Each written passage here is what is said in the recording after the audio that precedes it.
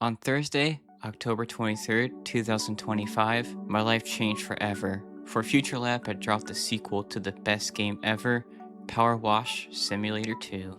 I have been impatiently waiting for this game ever since they first announced it earlier this year, slowly watching the days go by before I could pick up my controller again and set out on a cleaning adventure once more.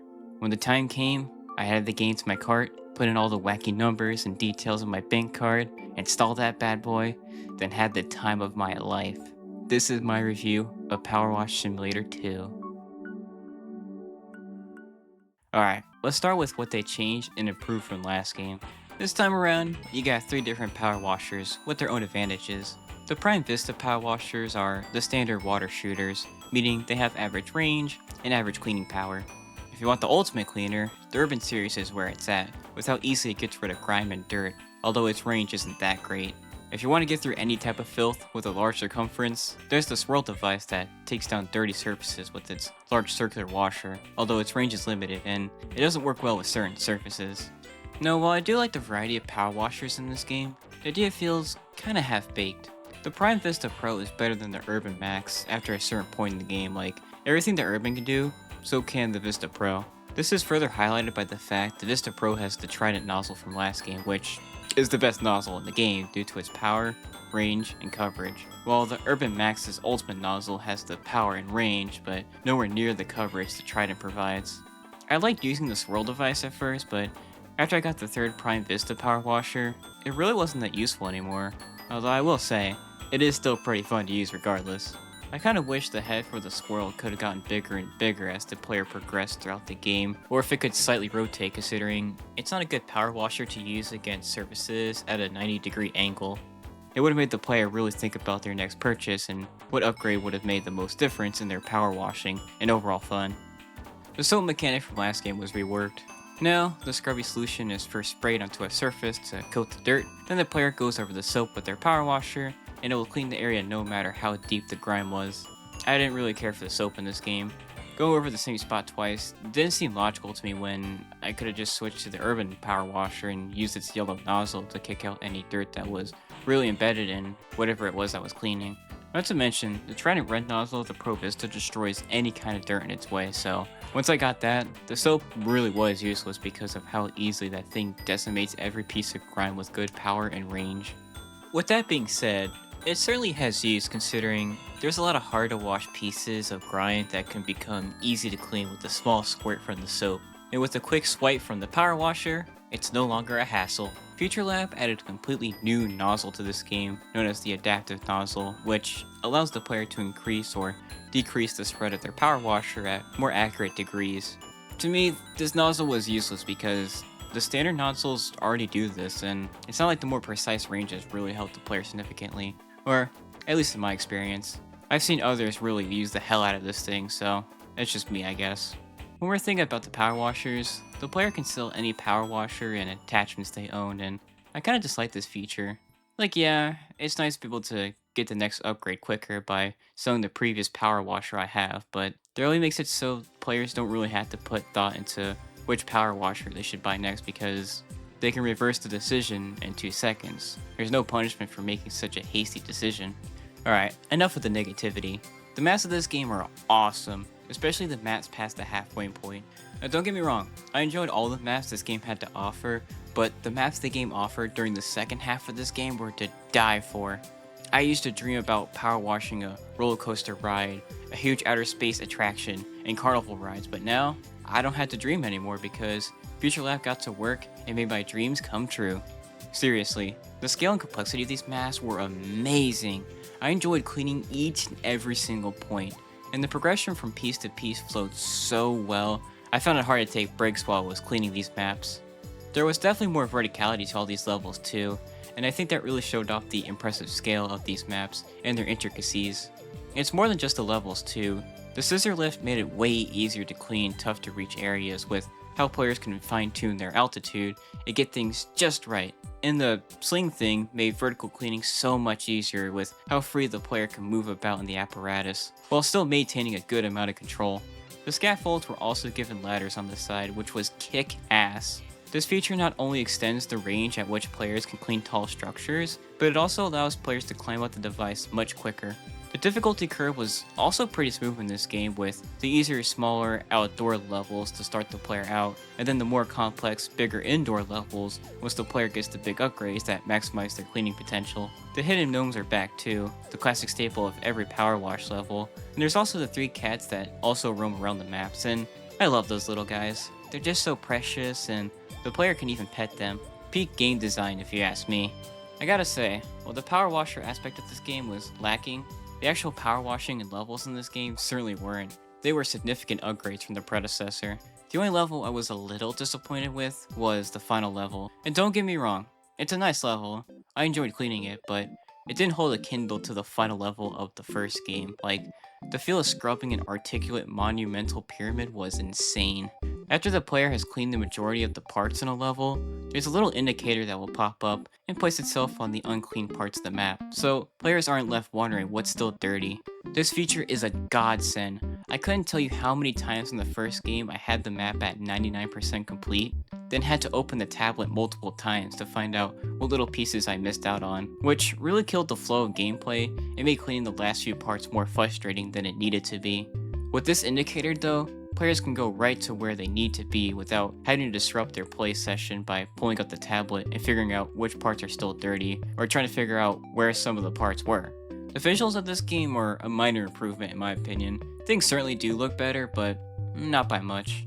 The particle and water effects are certainly more detailed and fleshed out, and there's more to the background to the levels, but otherwise it's that same art style from the first game with its vivid colors that pop. Alright, one more thing about the good stuff. Players have an office they can decorate and roam around in. They can buy furniture from the game store and place these pieces wherever they like to after giving them a nice cleaning. Pretty simple stuff. It's not anything mind-blowing, but a neat little side feature for the more hardcore fans of this game. I will say though, I love how detailed the side room was upstairs with all of its little nods towards the last game and how each level has a small replica of itself on the main shelf. That's real neat. I'm sure those of you who watched the Power Wash DLC video are wondering if I still listen to that aggressive metal music as I calmly go about cleaning in this game. Well, of course not. I decided to switch to more appropriate music this time. It's so hard to find the golden fleece to spin my golden thread. Just joking. Of course I still listen to that stuff.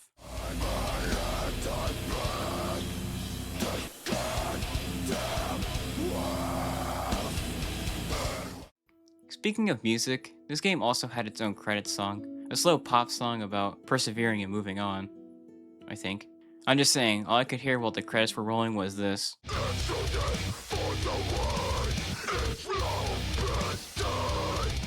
I'm just joking. I didn't play any external music while the credits rolled. The credits song actually fit in really nice with the level recaps off to the side and the overall vibes of the game. Speaking of the ending, the final cutscene was also awesome. It made me feel like my power wash journey was for the better of society. It really made me proud of my fictional cleaning abilities. The fact it also fit my ultra wide screen was real nice too. Oh, there's also a story in this game like its predecessor, but I did not pay attention to it at all. I was way too busy enjoying the dopamine rush cleaning all the levels gave me. I didn't care what the narrative was. As long as I could clean some grime, I was happy to keep playing and playing. No other motives needed. I will say though, I do like the fact the text is off to the side and doesn't take up as much room as the text from the first game. The developers also put the Power Washer UI to the right of the screen, and it looks really nice and neat. Just makes the overall UI look nicer and not as bloated.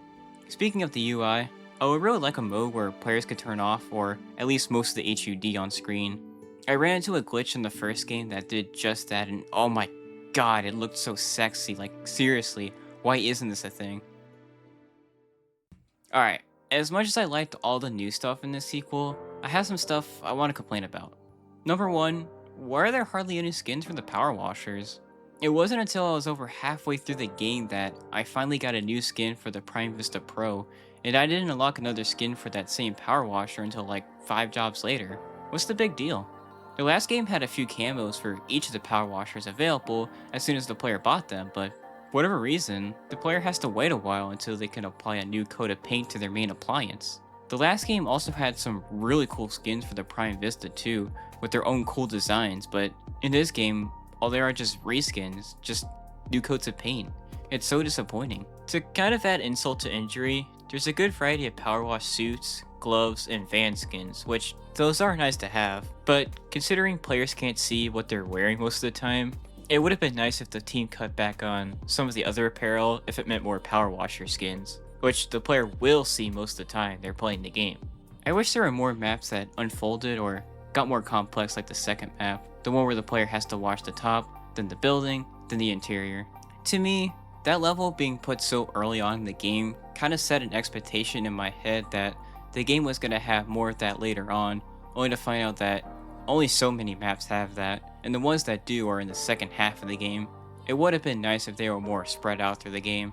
The unfolding parts didn't even have to be complex either, like in a funhouse level, it would have been kinda cool if the player had to clean the previous area of the funhouse before moving on to the rest of the attraction. The furniture mode of this game is neat and dandy, but I kinda wish there were cooler pieces of furniture to place down. How cool would have it been if the player got to take a piece or pieces of the level they just cleaned? Those wacky doohickeys from the carnival levels, and the planets, or even the constellations from the solar system level would have been sick to have in the office, but no. Instead we just get everyday furniture. Okay, so while I do really like the small indicator that shows the still dirty parts after the player has cleaned a vast majority of the level's pieces, it can be really annoying on some of the bigger maps because it just doesn't go away. Like, I know I still have to clean those small pieces I missed, but I don't want to go back just yet. I have bigger fish to fry. It would be nice if the indicator only shows up when the player isn't actively cleaning something. That way the game knows they're probably looking for the last 30 pieces, rather it be a persistent thing. For whatever reason, there's a cap to how many power points the player can have, with 2,000 being the max. I have no idea why this was implemented. Like, why does it matter to you if I do or don't want to spend these points? Or why does it have to be so freaking persistent whenever I'm just trying to go to the next level? Seriously, there's no money cap in this game, so why in the world is there a power cap? Make that make sense. This will 100% become an even bigger issue in the future for me and other players that like to go back and replay the levels even after we beat the game, because sooner or later, we're gonna hit the cap and there will be nothing to buy, so the cap indicator will be there forever. I know I showed this piece of footage earlier, but seriously, look at how annoying these little tabs are. Futurlab, please fix this immediately. The challenge mode from the last game is completely gone, and that's really disappointing in my opinion because that was a small but nice little feature to the game that extended the overall fun it had to offer.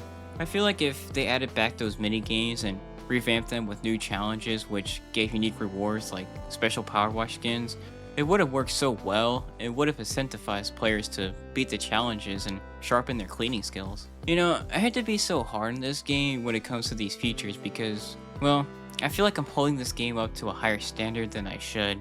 After all, it's not like Futurlab is a AAA studio that puts out $70 games. No, they're a fairly small studio that put out a $25 game, which, just for the record, is well worth its price, so I feel like I had to take some of this stuff with a grain of salt considering the circumstances. On the other hand, I feel like I'm totally justified in saying this stuff because sequels are supposed to improve on every aspect of their predecessors, and in multiple ways, Powerwash Simulator 2 doesn't do that.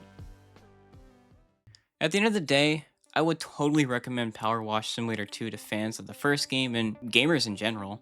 As I mentioned before, it's only 25 bucks, and the players are gonna get more than their money's worth as hours upon hours can be put into this game considering its replayability factor and the fact that devs are gonna release free DLC in the future. I am totally going to be coming back to this game over and over again because it is just so relaxing. I absolutely loved booting out the first game and shutting off my mind as I cleaned a level I already beat multiple times before because of how calming and refreshing it is. And I got that same feeling as I was playing the sequel. And to me, that's all that matters. There's really no other game that relaxes me as much as Powerwash Simulator. It's more than just a game, it's a really good way to blow off some steam and stress from my life. Just so magical. Well, that's all I had to say about Powerwash Simulator 2. Have a great day and make sure to make it all shine. Again.